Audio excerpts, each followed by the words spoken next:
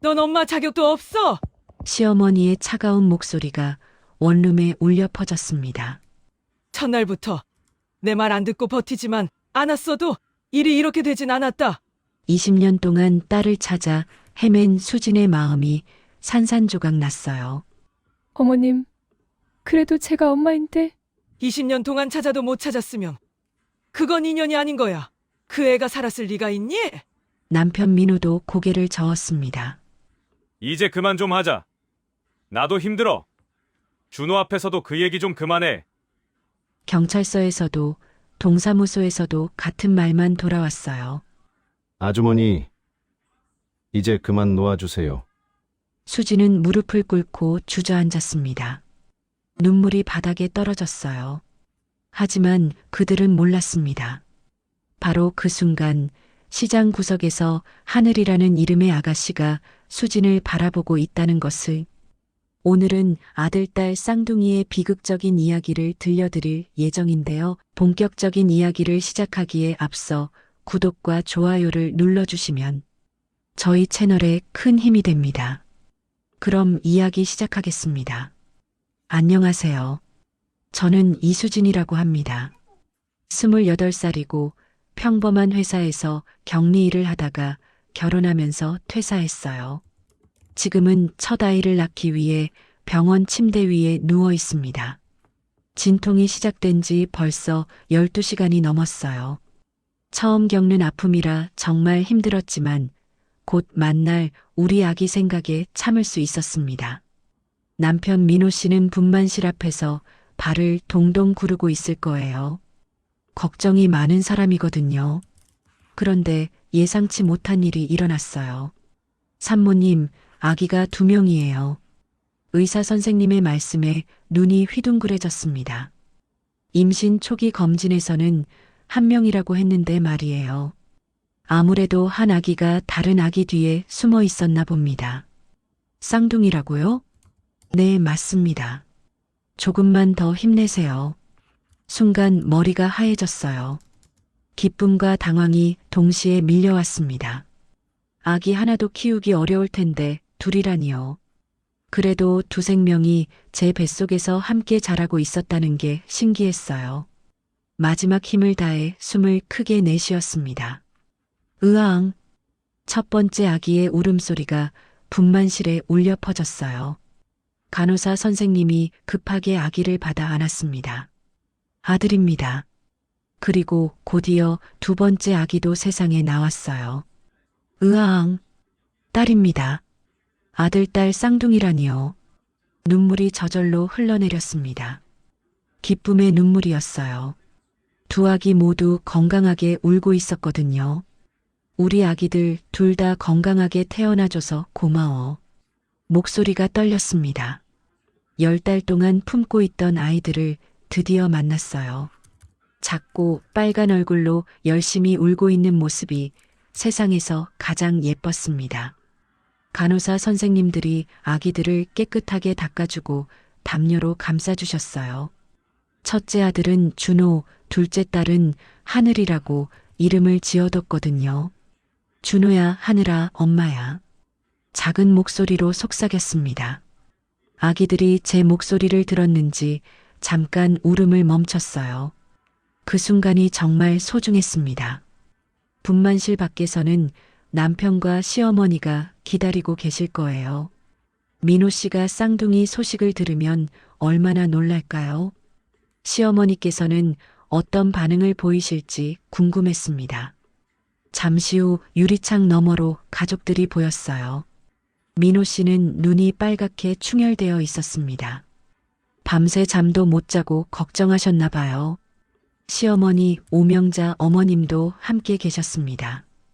간호사 선생님이 아기들을 안고 유리창 쪽으로 다가갔어요. 먼저 준호를 보여주셨습니다. 시어머니의 얼굴이 환하게 밝아졌어요. 아이고, 우리 손자 봐라. 얼마나 잘생겼어. 목소리가 신명나게 들려왔습니다. 아들을 낳았다는 사실에 정말 기뻐하시는 것 같았어요. 민호 씨도 아들을 보며 눈물을 흘리고 있었습니다. 그런데 간호사 선생님이 하늘이를 보여주는 순간이었어요.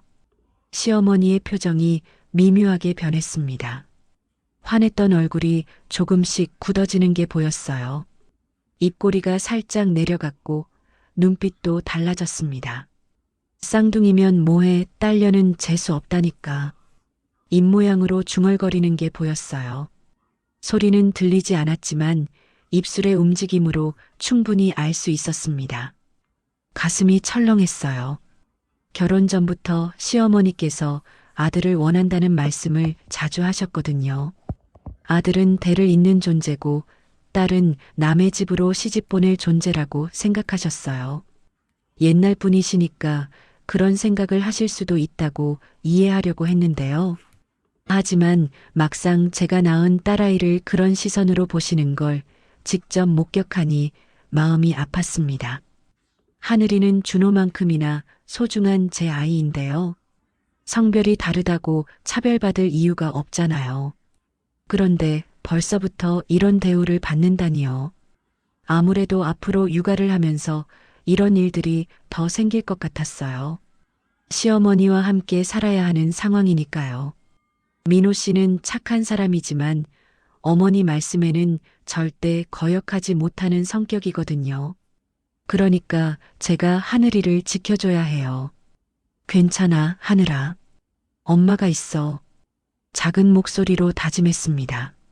하늘이를 차별하는 일은 절대 용납할 수 없어요. 준호와 하늘이 모두 소중한 제 아이니까요. 간호사 선생님이 아기들을 신생아실로 데려가셨어요. 이제 저도 회복실로 옮겨져야 한다고 하셨습니다. 몸은 피곤했지만 마음은 복잡했어요. 기쁨과 걱정이 동시에 밀려왔거든요. 건강한 쌍둥이를 낳았다는 기쁨, 그리고 앞으로 겪게 될 어려움들에 대한 걱정이요. 특히 하늘이가 차별받을까봐 불안했습니다. 회복실로 이동하는 동안 천장을 바라보며 생각했어요. 어떻게 하면 두 아이 모두 사랑받으며 자랄 수 있을까요?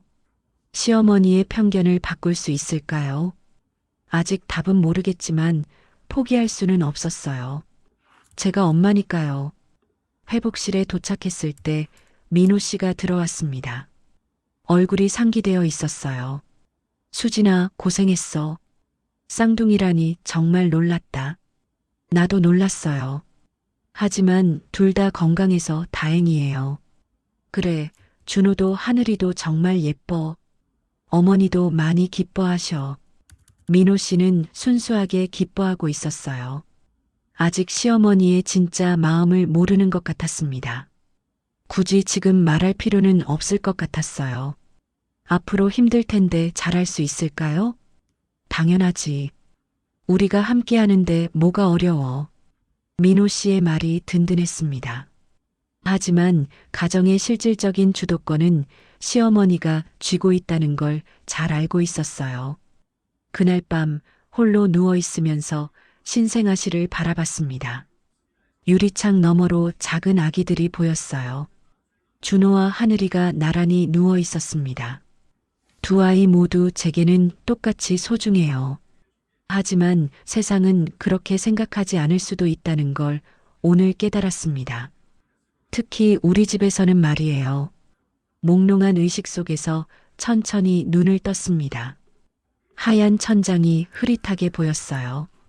제왕절개 마취가 아직 완전히 깨지 않아서 머리가 무거웠습니다. 어디인지 잠시 혼란스러웠어요. 그러다가 기억이 돌아왔습니다. 병원 회복실이었어요. 쌍둥이를 낳았다는 것도요. 고개를 돌려 옆을 보니 작은 침대가 하나 있었습니다. 그 안에 아기가 누워 있었어요. 파란 모자를 쓴 걸 보니 아들 준호였습니다. 그런데 이상했어요. 하늘이는 어디에 있을까요? 간호사님? 목소리가 잘 나오지 않았습니다. 목이 말라서 그런지 소리가 갈라졌어요. 다시 한번 힘을 내어 불렀습니다. 간호사님, 저 쌍둥이였는데 다른 아기는요?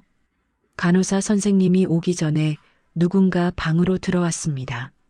시어머니 오명자 어머님이었어요. 얼굴이 어둡고 무거워 보였습니다. 수진아, 깼구나. 어머님, 하늘이는 어디 있어요? 신생아실에 있나요? 시어머니께서 잠시 말을 머뭇거리셨습니다. 그러더니 침대 옆 의자에 앉으시며 한숨을 내쉬셨어요. 그 애는 호흡이 안 좋아서. 네. 가슴이 덜컥했습니다. 무슨 말씀인지 이해가 안 되었어요. 결국 못 살렸대. 의사 선생님이 곧 설명해 주실 거야. 세상이 무너지는 것 같았습니다. 하늘이가 죽었다고요? 분명히 건강하게 울고 있었는데요. 제가 직접 봤거든요. 그럴 리가 없어요. 분명히 건강하게 태어났는데. 수진아, 너무 놀라지 마. 이런 일이 가끔 있다더라. 시어머니의 목소리가 침착했습니다. 너무 침착해서 오히려 이상했어요. 손녀가 죽었다는데 슬픔보다는 체념이 느껴졌습니다. 어머님, 정말인가요? 하늘이가 정말. 말을 끝내지 못했어요. 눈물이 쏟아질 것 같았거든요. 그때 담당 의사 선생님이 방으로 들어오셨습니다. 얼굴이 피곤해 보였어요. 밤새 수술이 많았나 봅니다. 산모님, 많이 놀라셨죠? 의사 선생님의 목소리도 어딘지 애매했습니다. 명확하지 않았어요. 선생님, 제 딸이 정말 죽었나요? 유감입니다. 산모님, 그리고는 고개만 끄덕이셨습니다. 자세한 설명은 하지 않으셨어요. 왜 그런지 궁금했지만 물어볼 힘이 없었습니다. 의사 선생님이 나가신 후 시어머니가 말씀하셨어요. 수진아, 이미 끝난 일이야. 너무 상심하지 마. 하지만 어머님, 준호라도 건강하게 나았으니 다행이지. 딸은 어차피 남의 집 식구가 될 텐데. 그 말을 듣는 순간 가슴이 아팠습니다. 하늘이도 제 소중한 아이인데 그렇게 말씀하시다니요. 어머님, 하늘이 출생신고서는 어떻게 되나요? 발도장이라도 받아놨나요? 그런 건 병원에서 알아서 처리한다더라. 걱정하지 마. 뭔가 이상했습니다. 보통은 아기가 태어나면 출생증명서나 발도장 같은 기록을 보여주잖아요. 하늘이 것은 아무것도 보지 못했습니다. 이름표도 못 봤는데요. 하늘이라고 적힌 팔찌 같은 거. 아이고, 왜 그런 걸 다 챙겨. 이제 없는 애인데. 시어머니의 말투가 차가웠습니다. 마치 하늘이가 처음부터 없었던 것처럼 말씀하셨어요. 그런데 저는 분명히 기억하고 있었습니다. 하늘이의 울음소리를요. 작고 빨간 얼굴을요. 간호사 선생님이 딸입니다라고 말씀하시던 순간을요. 모든 게 생생한데 어떻게 죽었다고 할 수 있나요? 민호 씨도 들어왔습니다. 눈이 빨갛게 부어 있었어요. 수진아, 괜찮아? 민호 씨, 하늘이 정말 죽었어요? 응, 어머니한테 들었어. 정말 안타깝지만 민호 씨도 자세한 건 모르는 것 같았습니다. 시어머니 말만 믿고 있었어요. 그런데 이상해요. 분명히 건강하게 태어났는데. 수진아, 너무 생각하지 마. 몸부터 추스려야지. 민호 씨도 시어머니와 비슷한 말씀을 하셨습니다. 이미 끝난 일이니까 받아들이라는 시기였어요. 하지만 저는 받아들일 수 없었습니다. 뭔가 석연치 않았거든요. 의사 선생님의 애매한 대답, 시어머니의 침착한 반응, 아무런 기록도 보여주지 않는 것, 모든 게 이상했습니다. 특히 시어머니의 태도가 가장 의심스러웠어요. 손녀가 죽었다는데 전혀 슬퍼하지 않으시거든요. 오히려 안도하는 것 같기도 했습니다. 쌍둥이면 뭐해, 딸려는 재수 없다니까. 어제 분만실에서 중얼거리셨던 말이 떠올랐습니다. 설마 그런 마음으로. 아니에요. 그럴 리 없습니다. 아무리 그래도 죽음을 바랄 리는 없잖아요. 그런데 왜 이렇게 마음이 불안할까요? 수술 후 몸은 너무 약했습니다. 생각을 정리할 힘도 없었어요. 진통제 때문인지 계속 졸음이 왔습니다. 수진아, 좀 쉬어. 많이 힘들었을 거야. 시어머니가 준호를 안아 올리셨습니다. 그리고 신생아실로 데려가겠다고 하셨어요. 우리 손자 할머니가 잘 돌봐줄게. 준호를 보는 시어머니의 눈빛은 정말 따뜻했습니다. 하늘이를 대할 때와는 완전히 달랐어요. 혼자 남겨진 회복실에서 천장을 바라봤습니다. 하얀 형광등이 차갑게 내려다보고 있었어요. 정말 하늘이가 죽은 걸까요? 아무리 생각해도 이상했습니다. 건강하게 태어난 아기가 갑자기 호흡곤란으로 죽는다는 게 말이 안 되었어요. 그리고 병원 직원들의 태도도 이상했습니다. 보통은 신생아가 사망하면 부모에게 자세히 설명해 주잖아요. 사인이나 경위 같은 걸요. 하지만 아무도 구체적인 설명을 해주지 않았습니다. 그냥 유감입니다라는 말뿐이었어요. 뭔가 숨기고 있는 것 같았습니다. 마음속에 작은 가시가 박혔습니다. 이 가시는 시간이 지나도 사라지지 않을 것 같았어요. 오히려 점점 더 아프게 찔러올 것 같았습니다. 창밖으로는 저녁 노을이 지고 있었습니다. 붉은 햇빛이 유리창을 통해 들어왔어요. 아름다운 풍경이었지만 제 마음은 어둠 속에 있었습니다.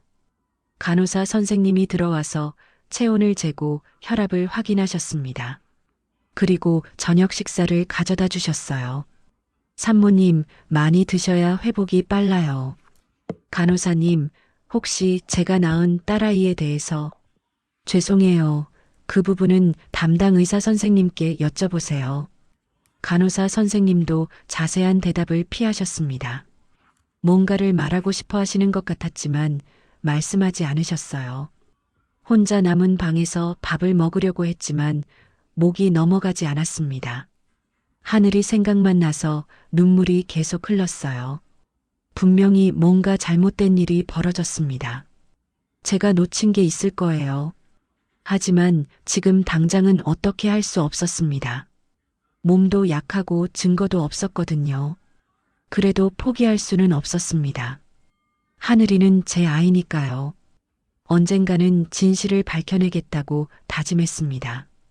설령 모든 사람이 반대해도 말이에요.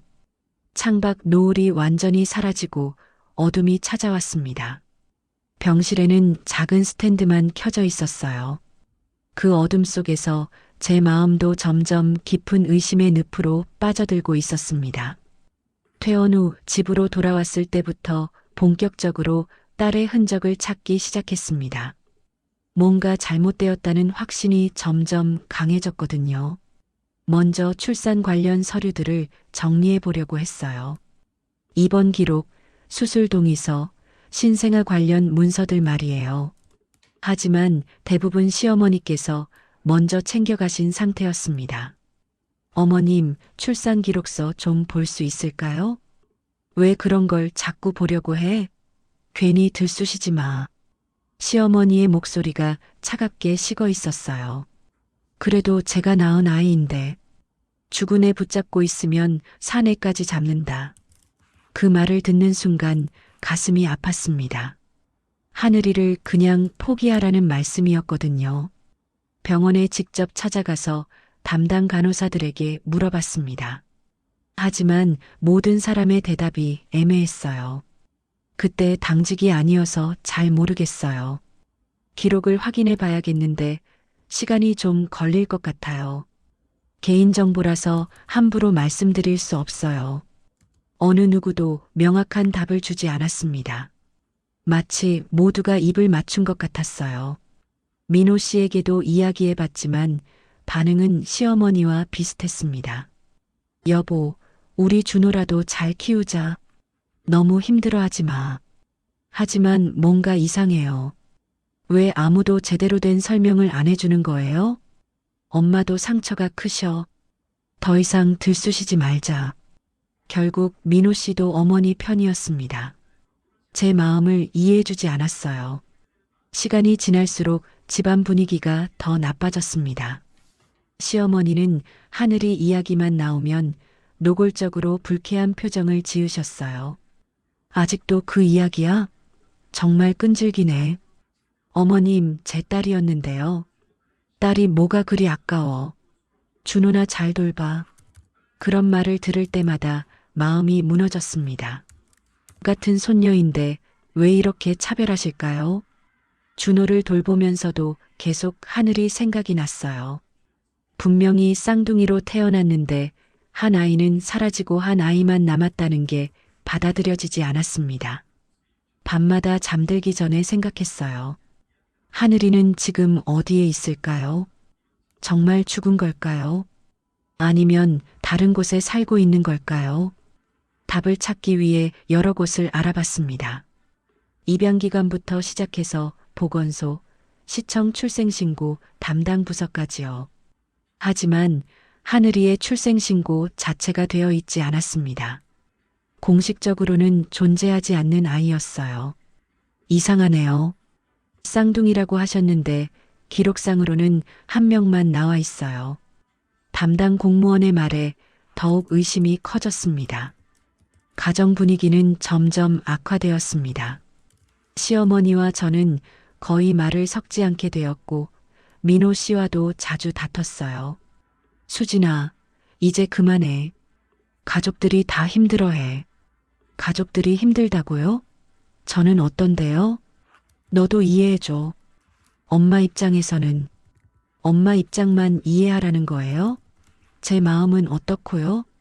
결국 더 이상 같은 집에서 살 수 없게 되었습니다. 매일 갈등이 반복되었거든요. 준호를 데리고 나왔습니다. 첫 보금자리는 작은 원룸이었어요. 보증금도 겨우 마련했습니다. 생활비를 벌기 위해 낮에는 재래시장 반찬 가게에서 일했어요. 아줌마들 사이에서 김치를 담그고 밑반찬을 만드는 일이었습니다. 언니, 왜 혼자 애를 키워? 남편은 뭐해? 복잡한 사정이 있어서요. 자세한 이야기는 할 수 없었습니다. 누가 믿어주겠어요. 밤에는 편의점에서 아르바이트를 했습니다. 준호는 이웃집 할머니께 부탁드렸어요. 돈을 조금 드리고요. 힘든 생활이었지만 포기할 수 없었습니다. 하늘이를 찾아야 한다는 생각뿐이었거든요. 주말마다 여러 기관을 찾아다녔습니다. 입양기관, 고아원, 심지어 무허가 시설까지도요. 혹시 20년 전쯤 신생아 여자아이를 맡은 적 있나요? 기록을 확인해 봐야겠는데 개인정보라서 쉽지 않아요. 어디서든 비슷한 대답만 돌아왔습니다. 시간이 흘러 준호는 초등학생이 되었습니다. 아이는 아빠와 할머니를 그리워했어요. 엄마, 아빠는 왜 안 와요? 준호야, 조금 더 있다가 만날 거야. 거짓말이었습니다. 민호 씨와는 점점 멀어지고 있었거든요. 중학생이 된 준호는 사춘기를 겪으며 더욱 힘들어했습니다. 엄마는 왜 자꾸 이상한 곳만 다녀요? 친구들이 물어보면 뭐라고 해야 해요? 준호도 제가 하늘이를 찾아다니는 걸 부담스러워하고 있었어요. 그래도 멈출 수 없었습니다. 딸을 지키지 못한 엄마라는 죄책감이 저를 계속 괴롭혔거든요. 고등학생이 된 준호는 아예 이야기를 꺼내지도 않았습니다. 엄마의 행동을 이해할 수 없다는 표정이었어요. 20년이라는 세월이 흘렀습니다. 그 사이 저는 여러 일자리를 전전했어요. 식당 아르바이트, 청소용역, 마트 계산원까지요. 언제나 마음 한편에는 하늘이가 있었습니다. 딸을 찾아야 한다는 미완의 문장이 제 인생 전체를 지배하고 있었어요. 가끔 길에서 하늘이 또래의 여자아이들을 보면 가슴이 뛰었습니다. 혹시 우리 딸이 아닐까 하는 생각이에요. 하지만 확인해 볼 방법은 없었습니다. 아무런 단서도 없었거든요. 준호는 대학생이 되었고 저는 여전히 하늘이를 찾고 있었습니다. 사람들은 저를 이상하게 봤어요. 아직도 그 이야기를 하고 있어요? 20년이 지났는데 포기하는 게 낫지 않을까요? 모든 사람이 포기하라고 했습니다. 하지만 저는 포기할 수 없었어요. 어느 겨울 저녁이었습니다. 원룸에 혼자 앉아 차가운 라면을 먹고 있었어요. 준호는 대학 기숙사에서 생활하고 있었습니다. 창밖으로는 눈이 내리고 있었어요. 하얀 눈송이들이 가로등 불빛 사이로 흩어지고 있었습니다. 문득 거울에 비친 제 모습을 봤습니다. 20년 전에 그 수진이와는 완전히 다른 모습이었어요. 머리는 반백이 되었고 주름도 깊어졌습니다. 하지만 마음만은 20년 전 그때와 똑같았어요. 딸을 잃어버린 엄마의 마음 말이에요. 여전히 하늘이를 기다리고 있었습니다. 언젠가는 만날 수 있을 거라는 희망을 포기하지 않고 있었어요. 비록 모든 사람이 등을 돌렸지만 저는 계속 기다릴 것입니다. 그것이 엄마로서 할 수 있는 마지막 의무라고 생각했거든요. 어느 가을 저녁이었습니다. 원룸 문 앞에서 벨소리가 들렸어요. 누군지 궁금해서 문을 열어봤는데 시어머니와 민호 씨가 서 있었습니다. 20년 만에 처음 찾아오신 거였어요. 들어오세요. 어색한 인사를 나눈 후 작은 원룸 안에 앉았습니다. 시어머니는 주위를 둘러보시며 코웃음을 치셨어요. 이런 데서 어떻게 사니? 준호가 불쌍하지도 않아? 첫 마디부터 날카로웠습니다. 민호 씨가 말을 꺼냈어요. 수진아, 오늘 온 건 준호 때문이야. 준호가 어떻게 됐어요? 대학 등록금이 밀렸다더라. 너 혼자 감당하기 어려우면 우리가 도와줄 수도 있는데. 그런데 조건이 있었습니다. 하늘이 이야기는 그만 좀 하자. 시어머니가 노골적으로 말씀하셨어요. 20년 동안 찾아도 못 찾았으면 그건 인연이 아닌 거야. 그 애가 살았을 리가 있니? 가슴이 답답해졌습니다. 여전히 하늘이를 그렇게 생각하고 계셨어요. 그래도 내가 포기하면 정말로 없어지는 거잖아요. 없어지긴 뭘 없어져. 애초에 없던 애잖아. 시어머니의 말이 점점 거칠어졌습니다. 어머님, 엄마가 포기하면 넌 엄마 자격도 없어. 그 말을 듣는 순간 세상이 무너지는 것 같았습니다. 첫날부터 내 말 안 듣고 버티지만 않았어도 일이 이렇게 되진 않았다.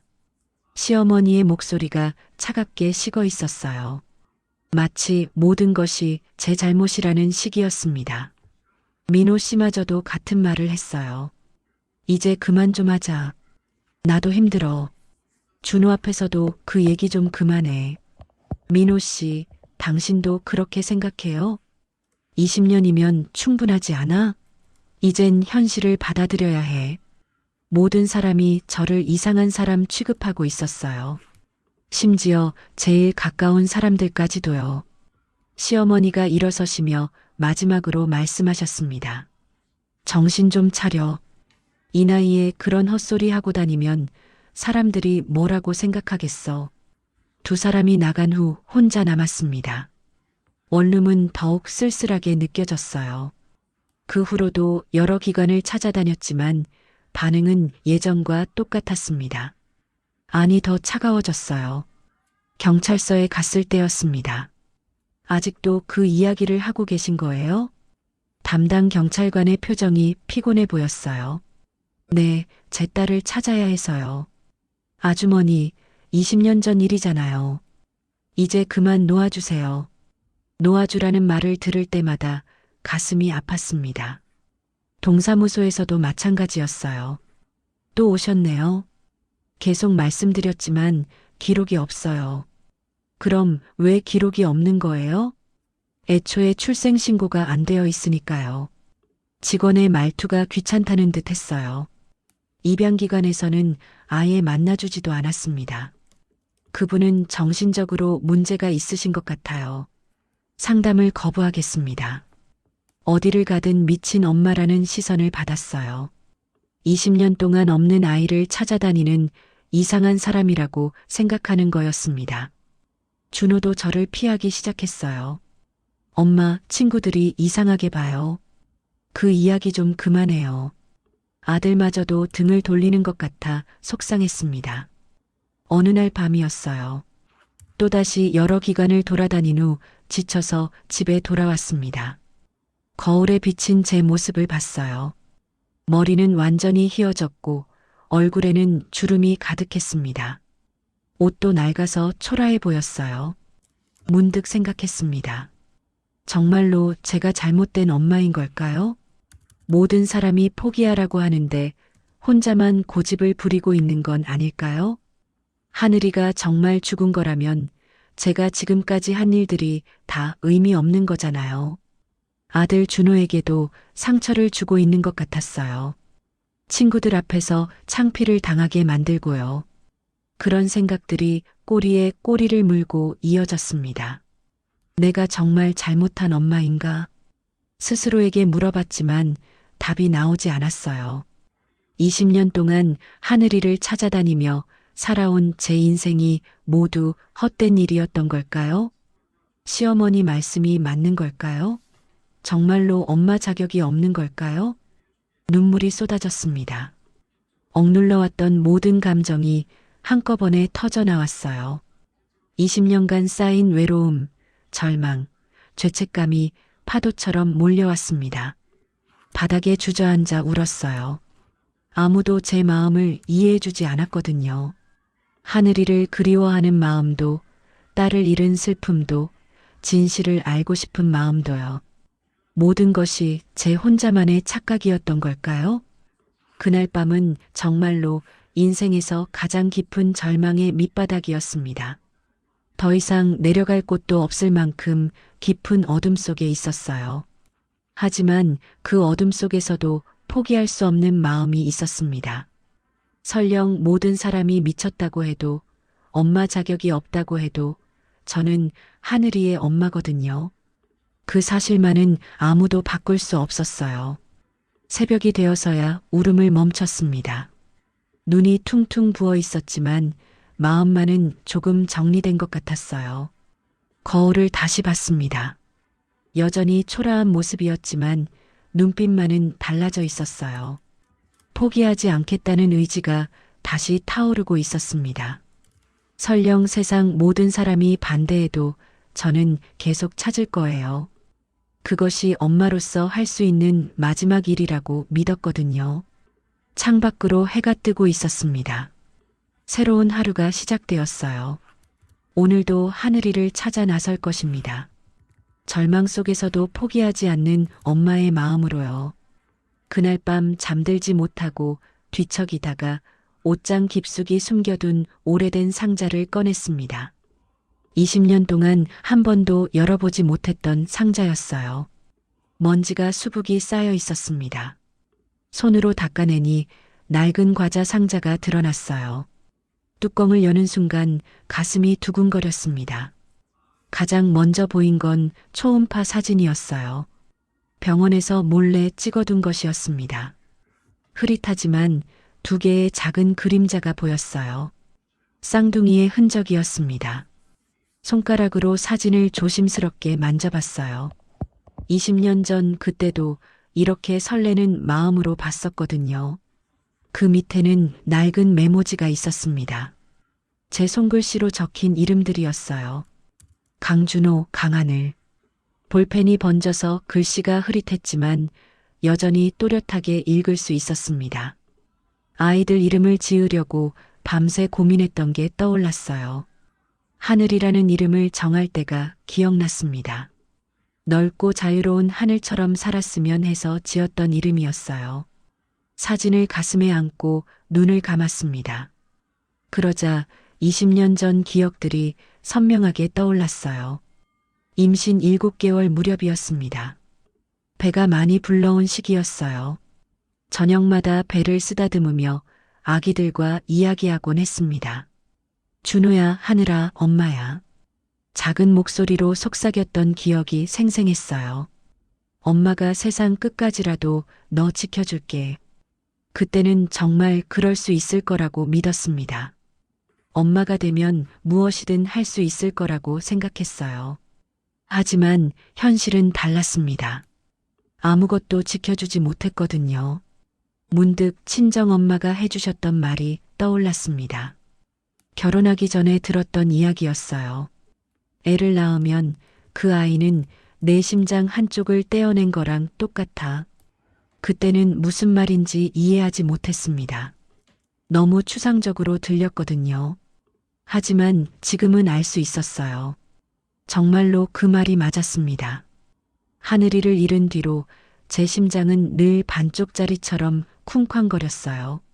뭔가 부족한 느낌이 항상 있었습니다.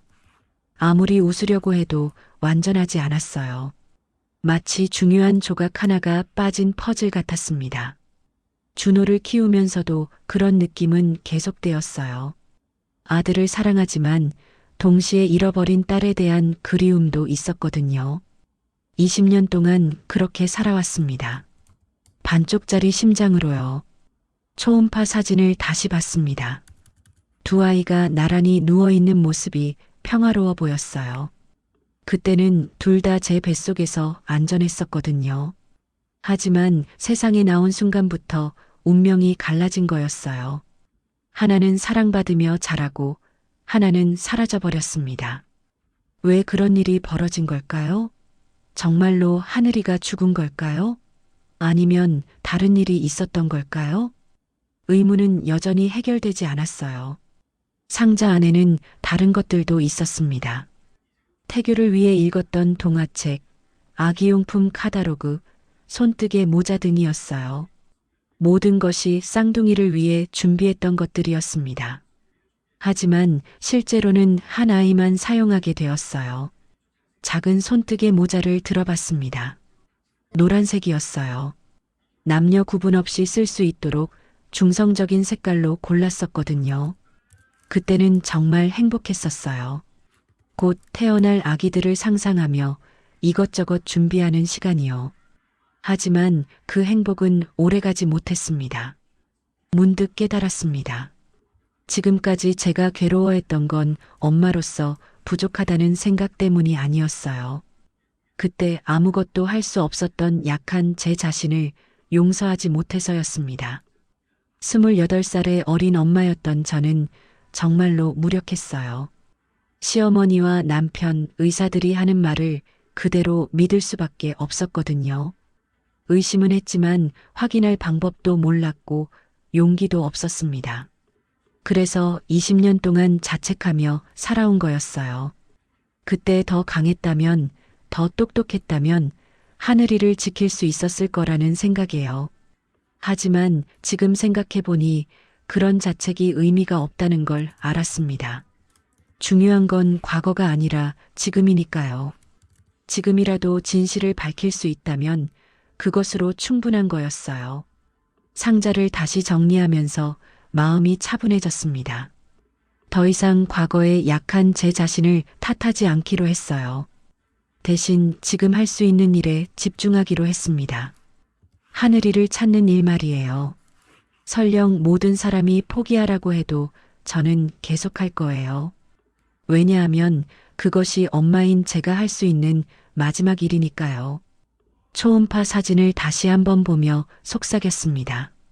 하늘아, 엄마가 꼭 찾을게. 조금만 더 기다려. 20년 전에 했던 약속을 이제라도 지키고 싶었어요. 상자를 다시 덮고 옷장에 넣었습니다. 하지만 마음속에는 작은 불씨가 다시 타오르기 시작했어요. 포기하지 않겠다는 의지의 불씨였습니다. 창밖으로는 달빛이 들어오고 있었어요. 고요한 밤이었지만 제 마음은 더 이상 고요하지 않았습니다. 다시 시작할 준비가 되어 있었거든요. 동네 시장에서 일한 지 벌써 10년이 되었습니다. 재래시장 구석진 반찬 가게였지만 나름대로 정이 많은 곳이었어요. 그곳에서 만난 사람 중에 특별한 아가씨가 있었습니다. 윤하늘이라고 하는 21살짜리 아가씨였어요. 처음 만난 건 1년 전이었습니다. 시장 입구에서 전단지를 나눠주고 있었는데 저에게 먼저 인사를 건넸어요. 안녕하세요. 처음 뵙겠습니다. 밝고 예의 바른 목소리였습니다. 요즘 젊은 사람들 중에 이렇게 인사 잘하는 아이가 드물었거든요. 그 후로 자주 마주치게 되었어요. 아가씨는 시장 근처 카페에서 아르바이트를 하고 있었습니다. 항상 저를 보면 환하게 웃으며 인사했어요. 아줌마, 오늘도 수고 많으세요. 무거운 짐을 들고 있으면 먼저 달려와서 도와주기도 했습니다. 제가 들어드릴게요. 무거우시죠? 어찌나 착한지 제 딸 같다는 생각이 들었어요. 그런데 어느 날 일이 벌어졌습니다. 반찬을 배달하고 돌아오는 길이었어요. 무거운 상자를 들고 계단을 내려오다가 허리를 삐끗했습니다.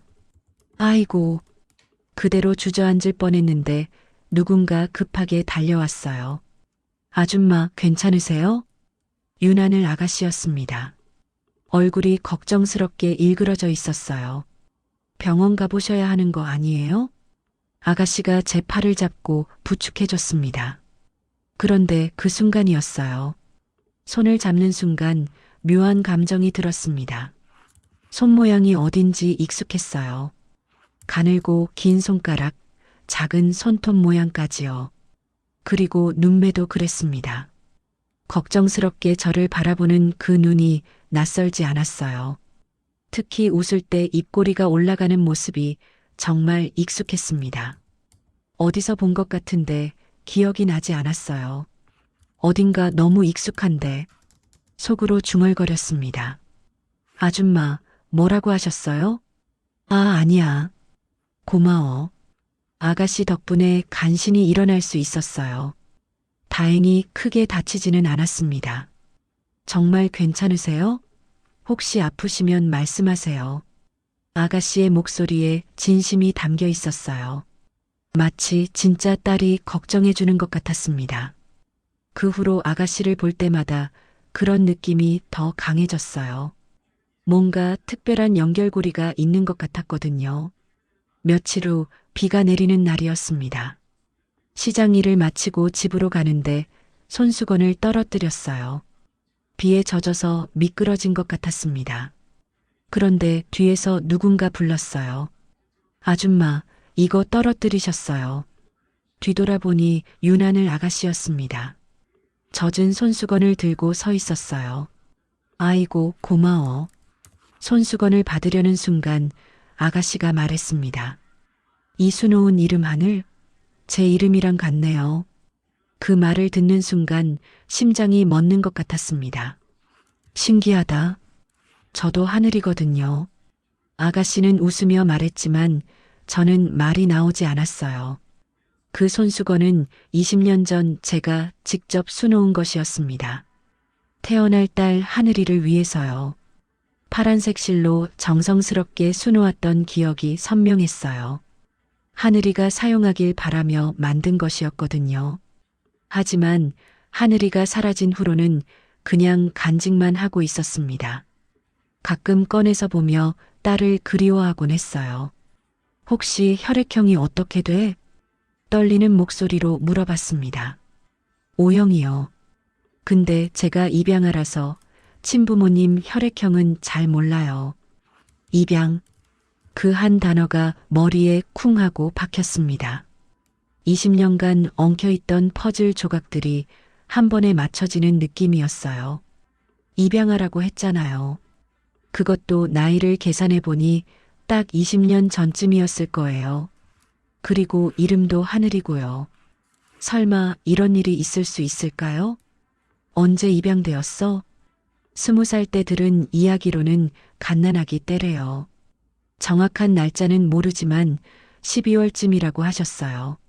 12월이라고 했습니다. 제가 쌍둥이를 낳은 것도 12월이었어요. 머리가 어지러웠습니다. 이런 우연이 있을 수 있을까요? 양부모님은 어떤 분들이셔? 정말 좋으신 분들이에요. 아이가 없어서 저를 입양하셨다고 하더라고요. 아가씨의 얼굴이 따뜻하게 빛났습니다. 양부모에 대한 사랑이 느껴졌어요. 그런데 저는 더 궁금한 게 있었습니다. 입양 기관은 어디였어?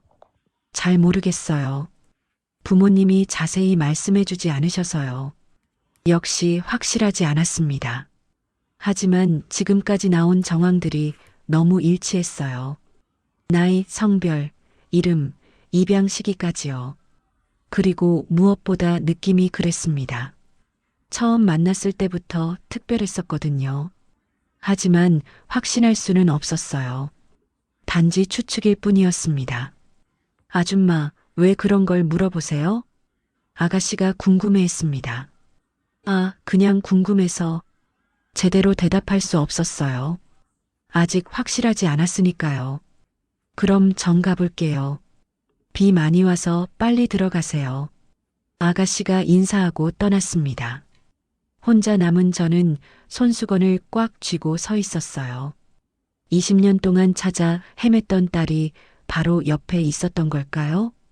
매일 마주치며 웃고 대화했던 그 아가씨가 제 하늘이었던 걸까요? 가슴이 두근거렸습니다. 기대와 불안이 동시에 밀려왔어요. 만약 정말 하늘이라면 어떻게 해야 할까요? 갑자기 나타나서 엄마라고 하면 믿어줄까요? 그리고 지금까지 키워주신 양부모님께는 어떻게 말씀드려야 할까요? 복잡한 감정들이 머릿속을 맴돌았습니다. 하지만 한 가지는 분명했어요. 더 정확히 확인해 봐야 한다는 것이었습니다. 20년 동안 기다려왔는데 이제 와서 포기할 수는 없었거든요. 집으로 돌아가는 길에 계속 생각했습니다. 어떻게 하면 확인할 수 있을까요? 어떻게 접근해야 할까요? 신중해야 했어요. 섣부른 행동으로 아가씨에게 상처를 주면 안 되었거든요. 하지만 동시에 진실을 밝혀야 했습니다. 20년 만에 찾아온 기회일 수도 있었으니까요. 그날 밤 잠들지 못하고 뒤척였습니다. 유난을 아가씨 얼굴이 계속 떠올랐어요. 혹시 정말 제 딸일까요? 며칠 후 다시 유난을 아가씨를 만났습니다. 시장에서 일을 마치고 나오는 길이었어요. 떨리는 손으로 그 아가씨를 불러 세웠습니다.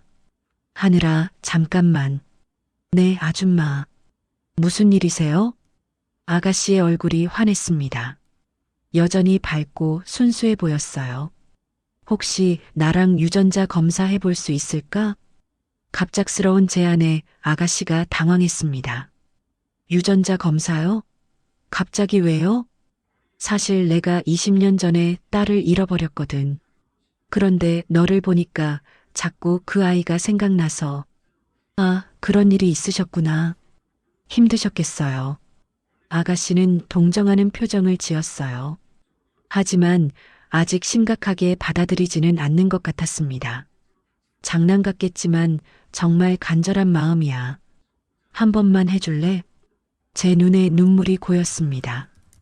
20년 동안 참아왔던 감정이 터져나왔어요. 하늘이 아가씨가 제 표정을 보더니 진지해졌습니다. 아줌마가 그렇게 말씀하시면 해볼게요. 정말 고마워. 병원에서 검사를 받았습니다.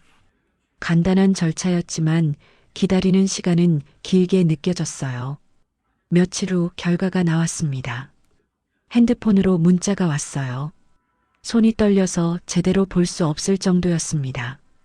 부모 마이너스 자녀 관계로 확인됨. 그 한 줄을 보는 순간 세상이 다 무너지는 것 같았습니다. 정말이었어요. 유난을 아가씨가 제 딸 하늘이었어요. 병원 복도에서 무릎을 꿇고 울었습니다. 지나가는 사람들이 이상하게 봤지만 상관없었어요. 하늘아, 미안해. 엄마가 너무 늦었지. 20년 동안 쌓인 그리움과 후회가 한꺼번에 터져 나왔습니다. 하늘이도 검사 결과를 확인했을 거예요. 곧 연락이 올 것 같았습니다. 다음 날 하늘이가 시장으로 찾아왔어요. 얼굴이 많이 상기되어 있었습니다. 아줌마 정말인가요? 응, 하늘아. 내가 내 딸이 맞아. 그럼 왜 저를 버리셨어요? 하늘이의 목소리가 떨리고 있었어요. 충격과 혼란이 느껴졌습니다. 엄마가 널 버린 게 아니야. 그때부터 모든 진실을 털어놓기 시작했습니다. 20년 전 그날의 일들, 시어머니가 했던 말들, 병원에서 벌어진 일들을요. 시할머니가 너를 죽었다고 했어. 의사 선생님도 그렇게 말했고, 그럼 저는 누군가 너를 입양기관에 보낸 거야. 엄마 모르게. 하늘이의 눈에도 눈물이 맺혔습니다. 엄마도 그날 너를 같이 잃어버린 거야. 20년 동안 계속 찾았어. 천천히 하늘이의 마음도 풀어지는 것 같았습니다. 제가 진심으로 찾아왔다는 걸 느끼는 것 같았어요. 정말 저를 찾으셨던 거예요? 응. 포기한 적이 한 번도 없어. 그날 이후 진실을 밝히기로 했습니다. 더 이상 숨길 수 없었어요. 민호 씨와 시어머니를 시장으로 불러냈습니다. 하늘이도 함께 있었어요. 20년 만에 다시 만난 가족들이었습니다. 민호 씨는 하늘이를 보자마자 놀란 표정을 지었어요. 하늘이가 살아있다고? 네, 아빠.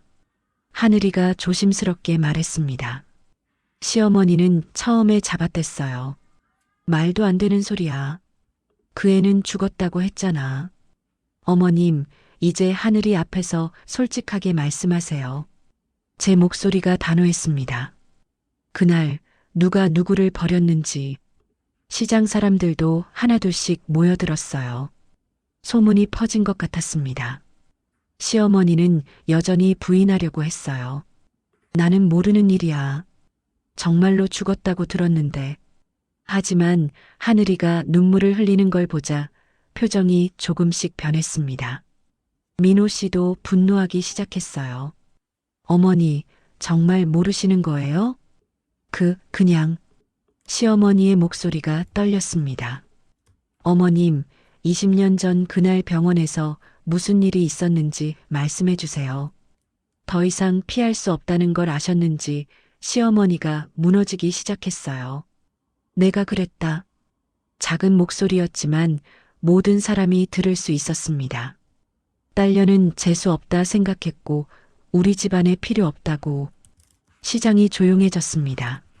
모든 사람이 충격을 받은 것 같았어요. 민호 씨가 어머니를 노려봤습니다. 어머니, 어떻게 그런 일을. 아들만 있으면 된다고 생각했어. 딸은 어차피 남의 집 식구가 될 텐데. 시어머니가 고백을 계속했어요. 병원 사람들이랑 얘기해서 입양기관에 보냈어. 그럼 20년 동안 저는. 하늘이가 울먹였습니다. 미안하다. 정말 미안해. 시어머니도 결국 무릎을 꿇었어요. 그때까지 숨겨왔던 진실이 모두 드러났습니다. 민호 씨는 완전히 충격을 받은 상태였어요. 어머니, 어떻게 그런 일을 하실 수 있어요? 그때는 그게 맞다고 생각했어. 지금 생각하면 잘못된 일이었지만. 잘못된 일이었다고요? 이건 범죄예요. 민호 씨의 목소리가 커졌습니다. 시장 사람들도 웅성거리기 시작했어요. 모두 믿을 수 없다는 표정이었습니다. 20년 동안 수진이가 얼마나 힘들어했는지 아세요? 미안하다. 정말 미안해. 시어머니는 계속 사과만 했어요. 하지만 이미 저질러진 일은 되돌릴 수 없었습니다. 하늘이가 저에게 다가왔어요. 엄마, 이제 어떻게 해요? 우선 진실을 밝혔으니까 차천히 생각해보자. 복잡한 상황이었어요. 하늘이에게는 20년 동안 키워주신 양부모님이 있었거든요.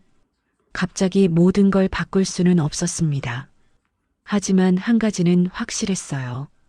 더 이상 거짓말 속에서 살 필요는 없다는 것이었습니다. 20년 만에 진실이 밝혀진 거니까요. 그날 저녁 하늘이와 둘이 앉아 이야기했습니다. 엄마, 양부모님께는 어떻게 말씀드려야 해요? 천천히 설명해 드리자. 분명히 이해해 주실 거야. 저도 그렇게 생각해요. 좋으신 분들이거든요. 하늘이의 표정이 밝아졌습니다. 진실을 알게 된 후 오히려 마음이 편해 보였어요. 20년간 품고 있었던 의문들이 해결되었으니까요. 이제 새로운 시작이었습니다. 늦었지만 진짜 가족이 될 수 있는 기회였어요. 진실이 밝혀진 후 시어머니, 오명자, 어머님의 처지가 완전히 바뀌었습니다. 친척들과 동네 사람들의 손가락질을 받게 된 거예요.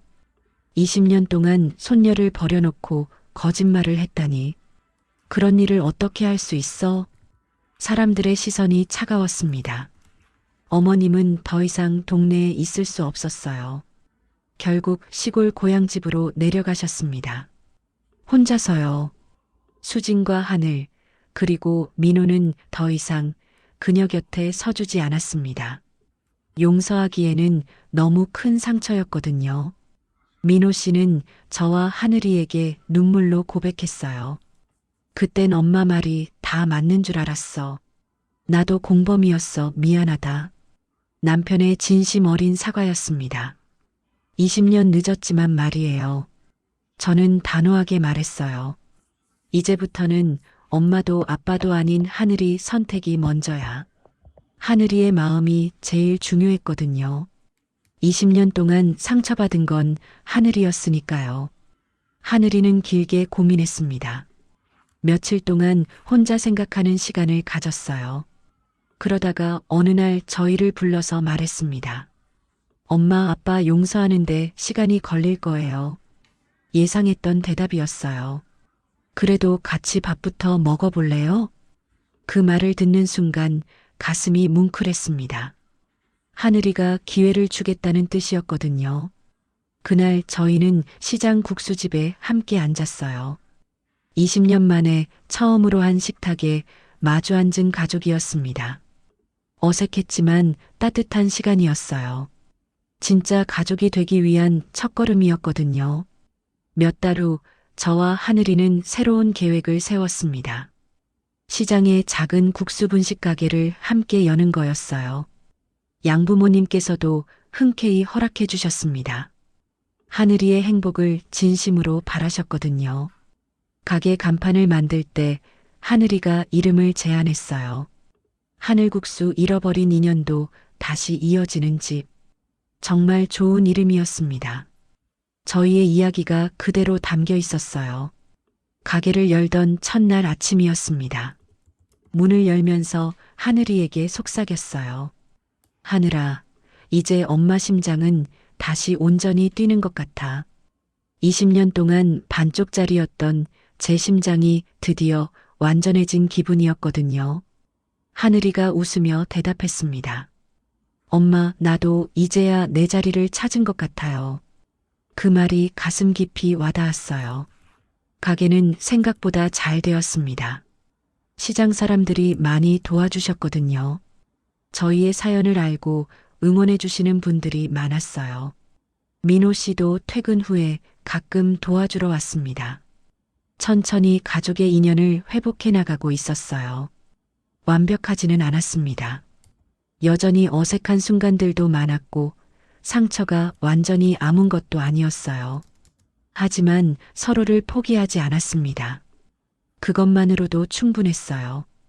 20년이라는 시간이 만든 상처는 하루아침에 낫지 않을 거예요. 하지만 그만큼 단단한 가족이 될 수도 있다고 믿었습니다. 어느 저녁이었습니다. 가게 문을 닫고 하늘이와 함께 집으로 걸어가고 있었어요. 엄마, 후회하지 않으세요? 뭘? 20년 동안 저를 찾느라 힘들게 사신 거요. 잠시 생각해 봤습니다. 정말 힘든 시간들이었거든요. 전혀 후회 안 해.